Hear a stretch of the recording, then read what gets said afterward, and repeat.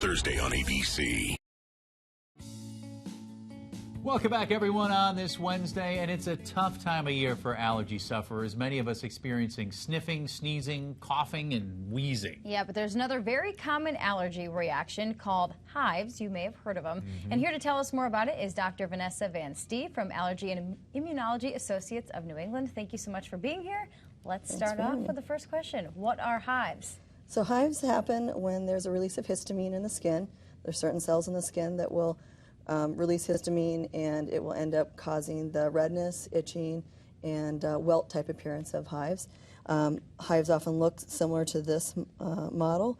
It kind of is raised areas, different shapes, and tends to be very itchy. And they come on fairly quickly, don't they? They can, yes. So sometimes they will take just a matter of a few minutes to show up. And I know your model there has it on the inner wrist, but can they happen anywhere on the body? Absolutely. Anywhere on the skin. It's very common on the torso, arms, legs. What actually triggers them? You know, classically we think of hives coming on as a result of an allergic reaction, and that's certainly one of the causes. So sometimes if a person is allergic to a food and they eat that food, they'll develop hives. Or if there's a medication reaction. And that kind of hives will usually be relatively short-lived. It'll last, you know, hours, maybe a day or two with appropriate treatment. It usually will go away and then stay away. But sometimes hives actually are a chronic condition that develop as a result of other underlying medical issues.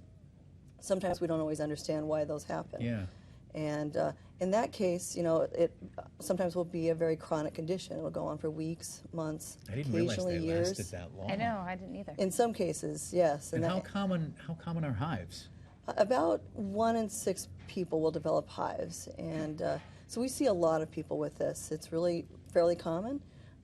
More so the shorter term hives rather than the chronic hives? Both, really. Really? Yeah. Oh. We see both. Can nerves trigger them too? I always wonder that. People say if you get stressed out or something like that. And a person who's sort of prone to having hives, being under stress will often bring it out.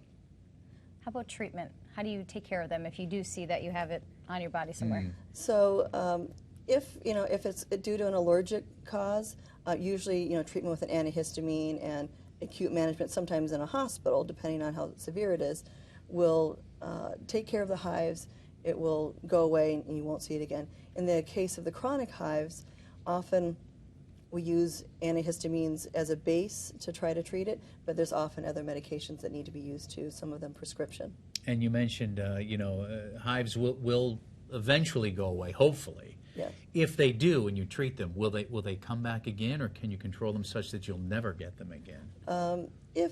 If it's an allergic cause and you can avoid the allergic trigger. If you know what it is. Yes, if you know what it is, you can avoid getting the hives. But for many people who have chronic hives for a period of time and they go away, they may stay away indefinitely, but some people will end up at a later point having them pop back up. So it's not uncommon for us to have somebody who had hives 10 years ago is having a bout of them again, and we manage that, and usually that will go away again. Very good, Doctor. Thank you so much. Great Appreciate you being information. here. Hopefully you can treat that guy. I know. Oh, yeah. Having a It's pretty bad case scary. today. Coming up.